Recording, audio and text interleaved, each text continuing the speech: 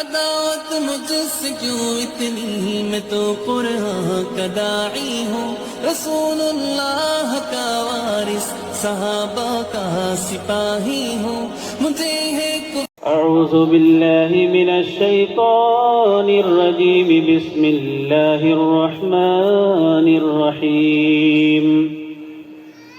قد افلح من تزکى وذكر اسم ربه فصلى بل تؤثرون الحياة الدنيا والآخرة خير وأبقى۔ رب اشرح لي صدري ويسر لي أمري واحلل عقدة من لساني يفقهوا قولي۔ رب زدني علما سبحانك لا علم لنا إلا ما علمتنا إنك أنت العليم الحكيم۔ انتہائی قابل عزت احترام جملہ مسلیان و مسلیات صلاۃ عید الفطر،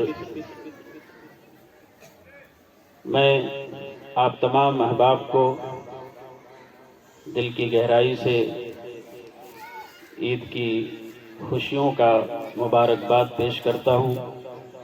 اللہ سے دعا کرتا ہوں کہ الہ العالمین ہم سب کے اعمال کو، ہم سب کے طاعات کو، ہم سب کے عبادات کو شرف قبولیت سے نوازے۔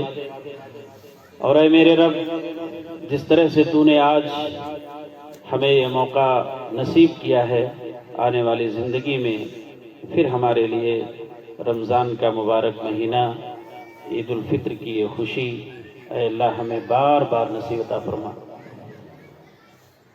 محترم سامعین، اللہ رب العزت نے ہمارے اور آپ کے سروں پر ایک رحمت کا مہینہ سایہ فگن کیا، جس کو پانے کے لیے ہمارے دلوں کے اندر ایک اضطراب، ایک بے چینی تھی۔ پھر وہ مہینہ پانے کے بعد ہم میں سے بعض لوگ بہت ہی اچھے انداز میں اللہ رب العزت کی عبادت میں اپنے رات، اپنے دن گزارے۔ یقیناً خوش نصیب ہیں وہ لوگ، لیکن انہی لوگوں میں بعض ایسے لوگ ہیں جنہوں نے یہ رحمت کا مہینہ اپنے لیے زحمت کا مہینہ بنایا۔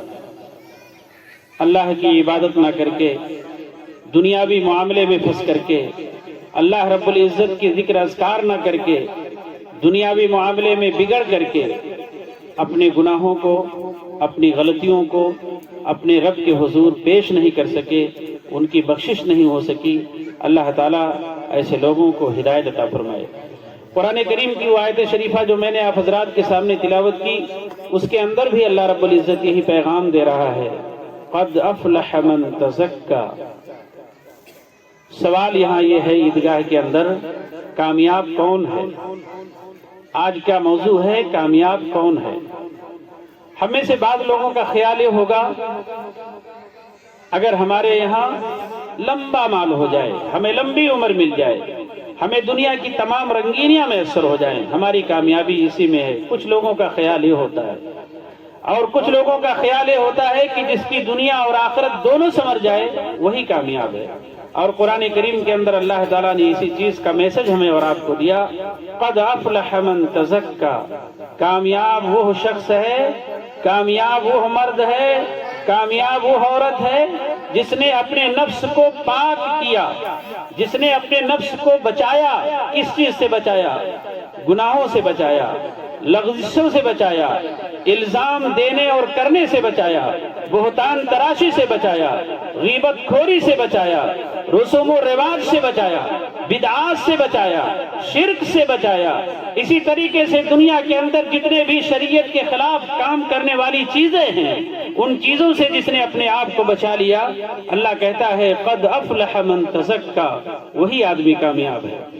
ایک مہینے کے اندر ہم نے اپنے نفس کو کتنا کنٹرول کیا گناہوں سے، ہم آج عیدگاہ کے اندر اپنے ضمیر سے پوچھیں۔ اگر یقیناً ہم نے اپنے آپ کو کنٹرول کیا ہے، اگر یقیناً ہم نے اپنے آپ کو بچایا ہے، شریعت کے اصول اور ضوابط کو پالن اور پوشن کیا ہے، اور اگر شریعت کے خلاف ہم نے کام کیا ہے تو یقیناً ہمارے لیے کامیابی نہیں ہے۔ آگے اللہ رب العزت فرماتے ہیں وَذَكَرَ اسْمَ، اور جس نے اللہ کا نام لیا، اللہ کا ذکر کیا، فَصَلَّى، اور عیدگاہ میں پہنچ کر کے عید الفطر کی نماز ادا کی، وہی آدمی کامیاب ہے۔ میرے عزیزو، کامیابی کا اصل راز اس میں ہے کہ ہم اپنے دلوں کو صاف کریں۔ دلوں کی بات آئی تو اللہ کے نبی جناب محمد الرسول اللہ صلی اللہ علیہ وسلم کی حدیث میرے سامنے آئی۔ اللہ کے نبی نے فرمایا تھا کہ ہفتے میں 7 دن ہوتے ہیں، 7 دنوں میں 2 دن ایسے دن ہیں جن 2 دنوں کے اندر اللہ رب العزت کے حضور ہم سب کے اعمال ریکارڈ کے طور پر پیش کیے جاتے ہیں، سارے لوگوں کی بخشش ہو جاتی ہے، مگر 2 طرح کے لوگ ایسے ہیں جن کے اعمال اللہ کے سامنے ریکارڈ کے طور پر نہ تو پیش ہوتے ہیں اور نہ ہی ان کی بخشش ہوتی ہے، چاہے وہ حاجی ہو، چاہے وہ نمازی ہو، چاہے وہ حافظ قرآن ہو، چاہے وہ عالم دین ہو، چاہے وہ ایک امیر ہو، چاہے وہ ایک غریب ہو، چاہے وہ مرد ہو، چاہے وہ عورت ہو، ہفتے میں 2 دن سارے لوگوں کے اعمال ریکارڈ کے طور پر پیش ہوتے ہیں۔ وہ 2 دن کون ہیں؟ ایک ہے جمعرات، ایک ہے سوموار۔ نبی کریم جناب محمد رسول اللہ صلی اللہ علیہ وسلم اسی لیے سوموار اور جمعرات کو روزہ رکھتے تھے، ہفتے میں 2 دن روزہ رکھتے تھے اللہ کے نبی۔ اور جب آپ سے پوچھا گیا کہ اللہ کے رسول آپ تو مغفور ہیں، بخشے بخشائے گئے ہیں، آپ سے دنیا کے اندر کوئی ادنا سی لغزش بھی نہیں ہوئی ہے، آپ کیوں ہفتے میں 2 دن روزہ رکھتے ہیں؟ تو آپ صلی اللہ علیہ وسلم نے فرمایا تھا کہ میں اس لیے ہفتے میں 2 دن روزہ رکھتا ہوں تاکہ میرے اعمال جب اللہ کے سامنے ریکارڈ کے طور پر پیش ہوں تو روزے کی حالت میں پیش ہوں اور میری مغفرت ہو۔ تو 2 دن میں سارے لوگوں کے اعمال ریکارڈ کے طور پر پیش ہوتے ہیں، مگر 2 طرح کے ایسے مرد ہیں، ایسی عورتیں ہیں جن کے اعمال اللہ کے سامنے نہ تو پیش کیے جاتے ہیں اور نہ ہی ان کی بخشش ہوتی ہے۔ پہلا وہ شخص جو شرک کرتا ہو، جو مشرک ہو، اللہ کے سوا کسی اور کو نفع اور نقصان کا مالک سمجھتا ہو، عزت و آبرو کا مالک سمجھتا ہو، بیوی کے بطن سے ہونے والی اولاد کسی اور کو سمجھتا ہو، بیماری سے شفا دینے والی ذات کسی اور کو سمجھتا ہو اللہ کے سوا، یہ شرک ہے۔ اور شرک کی ایک قبیح قسم یہ بھی ہے، ہاتھوں میں چھلے باندھنا، پیروں میں یا کمر میں یا گلے میں تعویذ کا لٹکانا۔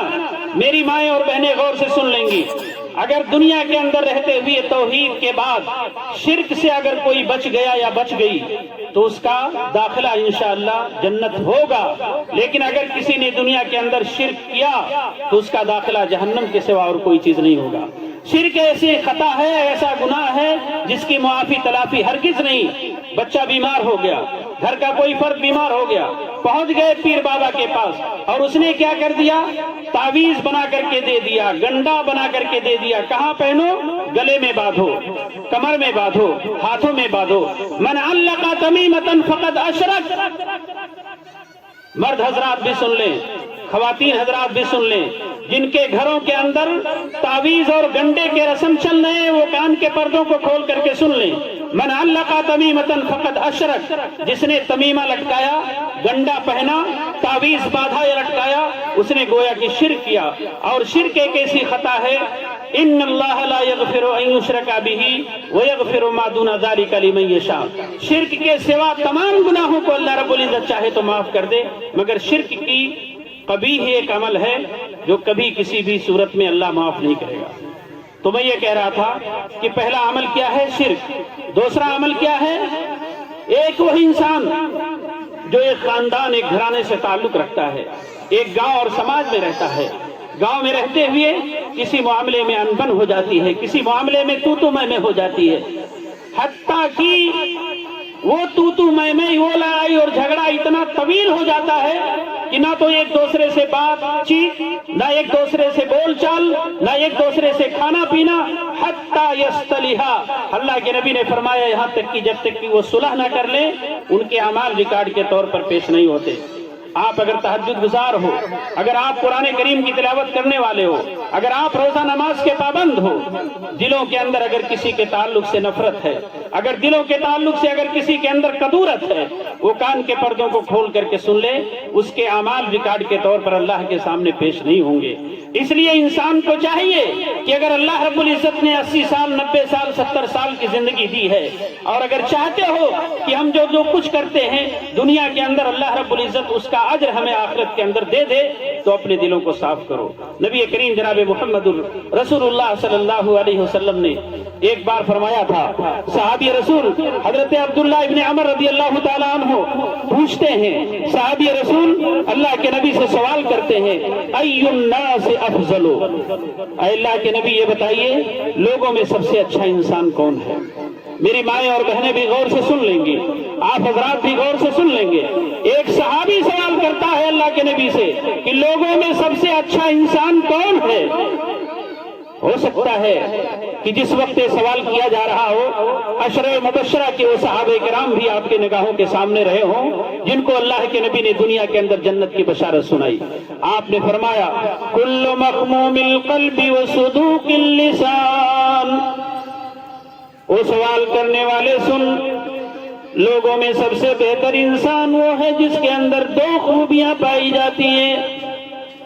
سوال کرنے والے نے پوچھا، صدوق اللسان نعرفہ، اے اللہ کے رسول صدوق اللسان کا مفہوم تو ہم سمجھ رہے ہیں، جو زبان کا پکا ہو، زبان سے کسی کی غیبت نہ کرتا ہو، زبان سے کسی پر الزام نہ لگاتا ہو، زبان سے کسی کی بہتان تراشی نہ کرتا ہو، زبان سے کسی معاملے میں جھوٹ نہ بولتا ہو، جھوٹی گواہیاں نہ دیتا ہو، جھوٹ بول بول کر کے ایک دوسرے کو پریشان نہ کرتا ہو، زبان کی سچائی کا مفہوم تو ہم سمجھ گئے، وما مخموم القلب یا رسول اللہ، لیکن اللہ کے نبی مخموم القلب کا کیا مفہوم ہے؟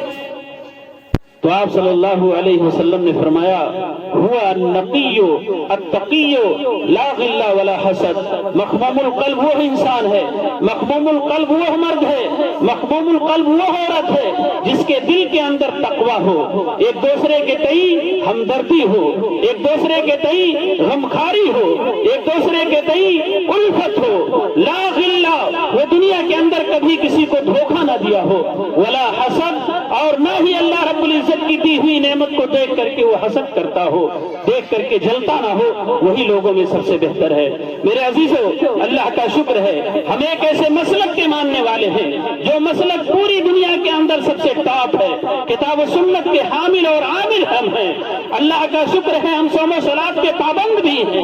کہیں ایسا تو نہیں کہ ہم ایک دوسرے کو دیکھ کر کے اپنے دلوں کے اندر جلن رکھتے ہوں، اپنے دلوں کے اندر حسد رکھتے ہوں۔ امام کائنات جناب محمد رسول اللہ صلی اللہ علیہ وسلم کی وہ حدیث اس مناسبت سے مجھے یاد آ گئی۔ اللہ کے نبی نے فرمایا تھا، ایک بار صحابہ کرام کا مجمع تھا، صحابہ کرام کی مجلس لگی ہوئی ہے، صحابہ کرام کی موجودگی میں امام کائنات جناب محمد رسول اللہ صلی اللہ علیہ وسلم سوال کرتے ہیں صحابہ سے مخاطب ہو کر کے، اے صحابہ سن لو، ابھی تمہارے سامنے سے ایک انسان کا گزر ہوگا جو جنتی ہے۔ صحابہ کرام نے جب مڑ کر کے دیکھا، حضرت سعد بن مالک رضی اللہ تعالیٰ عنہ اپنے دونوں ہاتھ میں، بائیں ہاتھ میں دونوں جوتے لیے ہوئے، اعضائے وضو سے وضو کے قطرے ٹپکتے ہوئے آئے اور صحابہ کرام کے ساتھ بیٹھ گئے۔ اللہ کے نبی نے دوسری مجلس کے موقع پر پھر فرمایا، اے صحابہ سنو، ابھی تمہارے سامنے سے ایک انسان کا گزر ہوگا جو جنتی ہے، جنتی ہے۔ صحابہ کرام نے آج بھی مڑ کر کے دیکھا، کون خوش نصیب ہے جسے اللہ کے نبی نے جنت کی بشارت دنیا کے اندر سنا دی ہے۔ دیکھا گیا وہی صحابی رسول جو کل نظر آئے تھے آج بھی نظر آ رہے ہیں۔ میری مائیں اور بہنیں، میرے دینی اور اسلامی بھائی ذرا غور سے سنیے گا، جنت کی بشارت کس کو مل رہی ہے؟ تیسرے دن صحابی رسول حضرت محمد رسول اللہ صلی اللہ علیہ وسلم نے صحابہ کرام سے پھر مخاطب ہو کر کے کہا، اے صحابہ سنو، ابھی تمہارے سامنے سے ایک انسان کا گزر ہوگا جو جنتی ہے۔ صحابہ کرام نے جب مڑ کر کے دیکھا، وہی صحابی رسول جو کل نظر آئے تھے، وہی صحابی رسول جو پرسوں نظر آئے تھے، حضرت سعد بن مالک رضی اللہ تعالیٰ عنہ نظر آئے۔ اسی مجلس میں عبداللہ ابن عمر رضی اللہ تعالیٰ عنہ تھے، ان کے دل کے اندر یہ جذبہ پیدا ہوا، یہ رشک پیدا ہوا کہ آخر سعد ابن مالک کے اندر کون سی ایسی اچھائی ہے، کون سی ایسی خوبی ہے، کیا کرتے ہیں دن اور رات جس کی بنیاد پر امام کائنات جناب محمد رسول اللہ صلی सल्लल्लाहु अलैहि वसल्लम ने इन्हें जन्नत की बशारत सुना दी है, इनके पास रहना चाहिए, इनके साथ जाना चाहिए। हजरत अब्दुल्ला इब्ने अमर ने साद इब्ने मालिक से कहा, ऐ मेरे भाई, मैं आपके घर जाना चाहता हूँ, आपका मैं मेहमान बनना चाहता हूँ, चूंकि अपने वालिद से मैं नाराज हो गया हूँ, अपने घर नहीं जाऊंगा, आपके साथ जाऊंगा। हजरत साद इब्ने मालिक तैयार हो गए, अपने घर लेके चले गए। 3 दिन 3 रातें हजरत साद इब्ने मालिक रजी अल्लाह ताला अन्हु ने अब्दुल्ला इब्ने अमर ने हजरत साद के साथ गुजारी। क्यों गुजारी? इसलिए गुजारा कि अल्लाह के नबी ने 3 मजलिसों के अंदर जो जन्नत की बशारत सुनाई है, आखिर ये करते क्या है? अब्दुल्ला इब्ने अमर का बयान है, साद इब्ने मालिक के साथ मैं 3 दिन 3 रात रहा। रात की तारीकी में, दिन के उजाले में साद इब्ने मालिक के तमाम आदात व अतवार को मैं देखता रहा। रोजा नमाज कैसे करते हैं, लोगों से कैसे मिलते हैं। अब्दुल्ला इब्ने अमर का बयान है कि साद इब्ने मालिक मामूल के मुताबिक लोगों की तरह से करते थे। हाँ, रात की तारीकी में जब वो सोते, करवट लेते, नींद से बेदार होते, तो एक दुआ पढ़ा करते थे। वो दुआ मेरी माँ और बहनों आप जरा गौर से सुन लीजिएगा, याद हो तो बेहतर है, ना याद हो तो याद करने की कोशिश करिएगा। मेरे दोस्तों आप भी सुन लो, वो दुआ क्या है? रब्बना आतिना फिद दुनिया हसनतन व फिल आखिरति हसनतन व क़िना अज़ाबन्नार। अब्दुल्ला इब्ने अमर कहते हैं, साद इब्ने मालिक जब नींद से बेदार होते, करवट लेते, तो जरूर ये दुआ पढ़ा करते थे। इसका तर्जुमा क्या है जानते हो? रब्बना आतिना फिद दुनिया हसना, ऐ अल्लाह हमें दुनिया और आखिरत की भलाई अता फरमा, वक़िना अज़ाबन्नार, और अल्लाह हमें जहन्नम के अजाब से तू बचा ले। बार बार इस दुआ को पढ़ना चाहिए नमाजों के अंदर।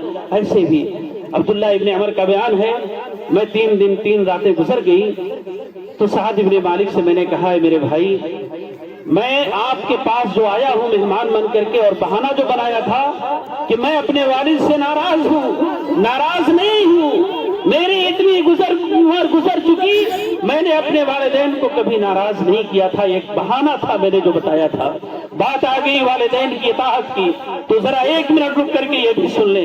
नबी करीम जनाब मोहम्मद रसूलुल्लाह सल्लल्लाहु अलैहि वसल्लम ने फरमाया था, जो आदमी चाहता हो कि मुझे लंबी उम्र मिल जाए, जो आदमी चाहता हो कि गरीबी मेरे घर से दूर हो जाए, उसे और कुछ करना नहीं है।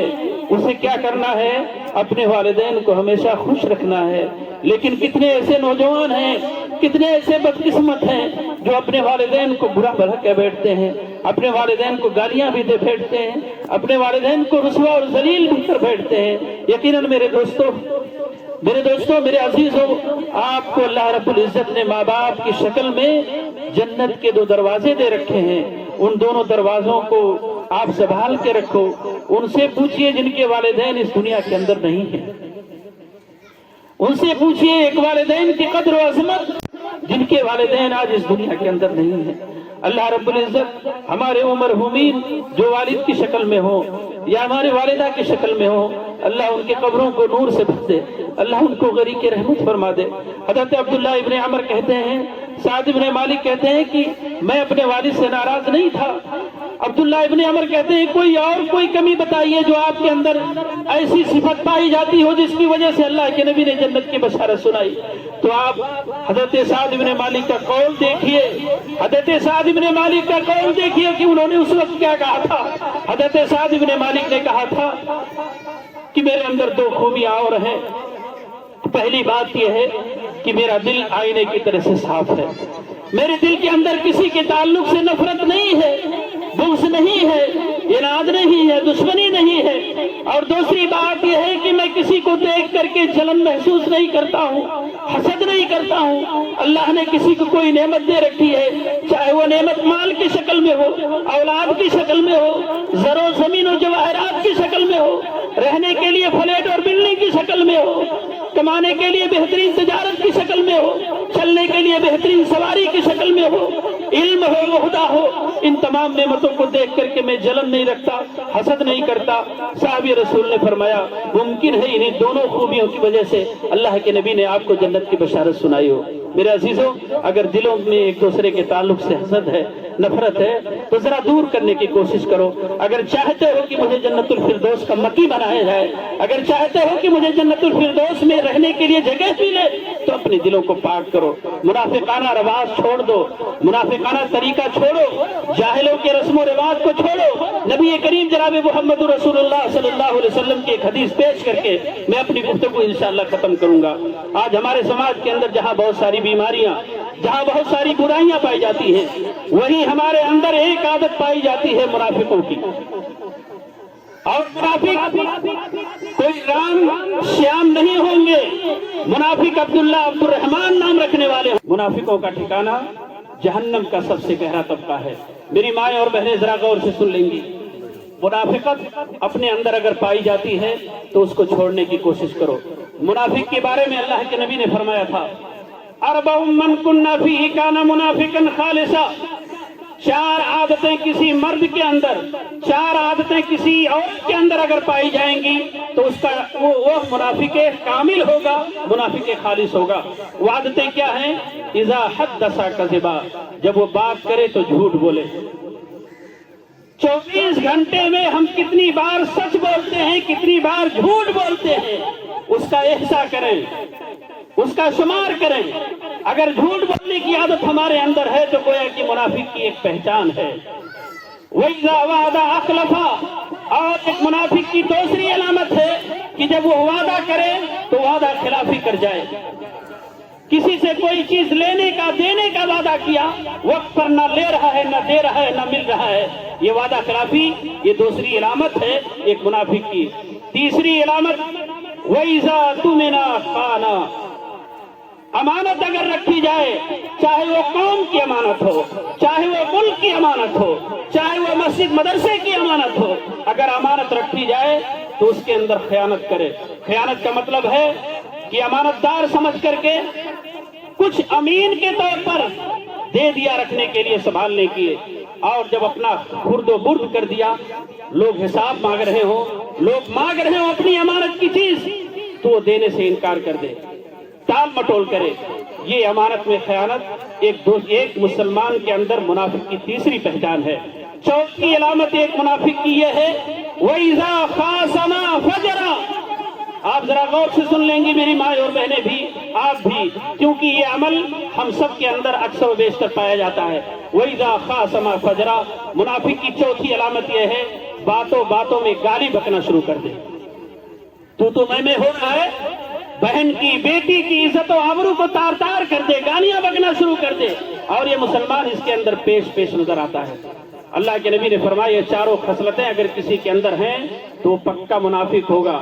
और मुनाफिक का ठिकाना जानते हैं क्या है? इन्नल मुनाफिकीना फी दरकिल अस्फली मिनन नार।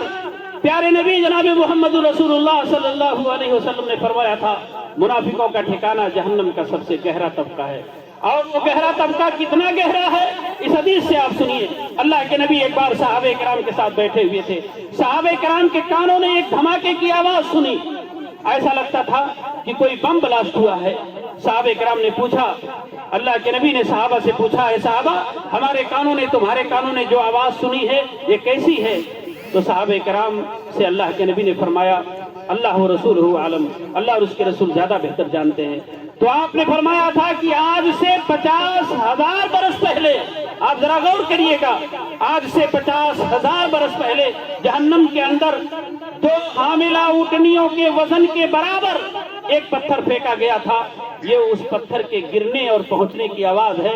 जहन्नम इतनी गहरी है, और उस गहरे तबके के अंदर कौन लोग होंगे? जिनके अंदर झूठ बोलने की आदत, जिनके अंदर वादा खिलाफी की आदत, जिनके अंदर अमानत में खयानत की आदत, जिनके अंदर बातों बातों में गाली बकने की आदत होगी, उनका ठिकाना यही जहन्नम का सबसे गहरा तबका होगा। अल्लाह का शुक्र है, मोहिद है। अल्लाह के नबी ने फरमाया, वइन सामा वइन सल्ला वज़ामा अन्नहु मुस्लिमुन। अगरचे आदमी रोजा रख रहा है, अगरचे आदमी नमाज पढ़ रहा है, अगरचे आदमी अपने आप को इस्लामी वाला तस्वुर कर रहा है, लेकिन ये चारों खसलतें अगर किसी के अंदर है तो मुस्लिम होते हुए, रोजादार होते हुए, नमाजी होते हुए, उसका ठिकाना जहन्नम का सबसे गहरा तबका होगा। मेरी माँ और बहनों, अगर आपके अंदर भी मुनाफिकत है, میرے مرد حضرات، اگر آپ کے اندر ہمارے اندر نفاق کی عادتیں ہیں تو اس کو چھوڑنے کی کوشش کرو، ورنہ مسلمان ہوتے ہوئے، روزے دار ہوتے ہوئے، نمازی اور پرہیزگار ہوتے ہوئے ہمیں جہنم کے سب سے گہرے طبقے کے اندر جانا ہوگا۔ وہ گہرا طبقہ 50,000 برس کے بعد جا کر کے ایک حاملہ اونٹنی کے وزن کے برابر پتھر پھینکا گیا تھا، جہنم کے سب سے تہہ خانے میں پہنچا۔ انہی باتوں کے ساتھ میں اللہ سے دعا کروں گا کہ الہ العالمین ہمارے دلوں کو ایک دوسرے کے تئیں صاف کر دے۔ الہ العالمین ایک دوسرے سے نعمتوں کو دیکھ کر کے ہمیں رشک کرنے کی توفیق دے، جلنے کی نہیں۔ دو چیزوں میں حسد ہے میرے عزیزوں، لا حسد الا فی اثنتین۔ اللہ کے نبی نے فرمایا دو چیزوں میں حسد کر سکتے ہو، ایک تو قرآن کے پڑھنے اور پڑھانے میں۔ ایک آدمی ہے جو ایک بار میں، ایک مرتبہ، ایک دن میں ایک پارہ تو قرآن کی تلاوت کرتا ہے۔ ہمیں رشک ہونا چاہیے، ہمیں حسد ہونا چاہیے کہ ہم 2 پارہ پڑھیں گے، 3 پارہ پڑھیں گے۔ ایک آدمی ہے جو مالدار ہے، اللہ کے راستے میں خرچ کرتا ہے اپنے پیسے کو، ہزاروں روپے، لاکھوں روپے قرآن میں، مسجد میں، مدرسے میں خرچ کرتا ہے۔ ہم بھی حسد پیدا کریں اپنے دل کے اندر، 1 لاکھ روپیہ خرچ کرتا ہے تو ہم 2 کریں گے، 1 روپیہ اگر وہ دینے والا ہے تو میں 10 روپیہ دوں گا۔ لیکن ان دونوں معاملوں میں حسد ہمارا آپ کا نہیں ہے۔ حسد کس میں ہے؟ کیسے یہ چل رہا ہے، کیسے یہ کھا رہا ہے، کیسے یہ پی رہا ہے، کیسے میرے سامنے اس کی عزت ہے، کیسے میرے سامنے اس کا ویوہار ہے، کیسے میرے سامنے یہ موٹر سائیکل سے، 4 ویلر سے چل رہا ہے، کھا پی رہا ہے، اسی میں ہم پڑے ہوئے ہیں۔ اللہ سے ہم دعا کریں گے کہ الہ العالمین ہمیں اپنے دلوں کو صاف کرنے کی اور جو اخلاقی برائیاں ہیں ان کو اپنے اندر سے ختم کرنے کی توفیق عطا فرما دے۔ اے اللہ، ہم نے رمضان کے مہینے میں جو تیرے لیے روزے رکھے، تیرے لیے قرآن کی تلاوت کی، تیرے لیے قیام اللیل کیا، یا تیرے لیے نفلی نمازیں پڑھی، یا ذکر اذکار کیا، یا صوم و صلات کی پابندی کی، یا اسی طرح سے افطار و سحری کا اہتمام کیا، یا جو کچھ تیرے راستے میں ہم نے خرچ کیا، اے اللہ ایک ایک نیکیوں کا اجر ہمیں نواز دے۔